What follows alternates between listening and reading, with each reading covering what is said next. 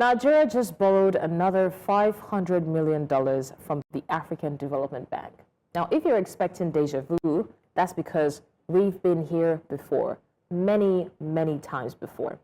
This is the second half of a $1 billion program backing Nigeria's reforms. And don't get me wrong, we're not saying it's bad, but we're just asking the questions. How much are we going to have to borrow for? The first $500 million came in 2024. This is tranche number 2. And before you ask, yes, there's more coming. Lawmakers are being asked to approve $2.3 billion in new loans, plus a $500 million Sukuk bond. Borrowing has become less of a strategy and more of a lifestyle.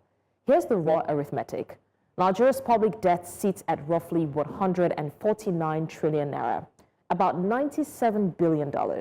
Our debt to GDP ratio hovers around 52%, which on paper doesn't look catastrophic compared to countries pushing 80 or 100%. But here's the killer detail. Interest payments alone swallow almost half of federal government revenue. In 2023, it was closer to 84%. Imagine earning 100 naira and having to hand over 47 before you even think about food, schools, or roads. So, when does the borrowing stop? Only when three things align, actually. Revenue rises dramatically, the deficit shrinks, and infrastructure actually drives growth.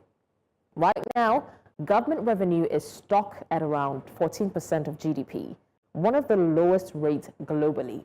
And until that fundamental problem gets solved, we're essentially running on a financial treadmill at full speed going forward.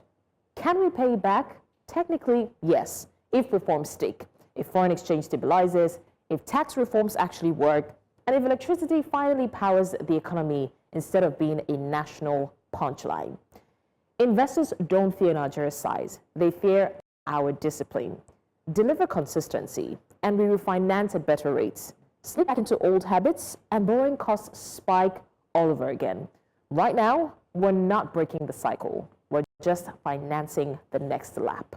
And that's your postscript.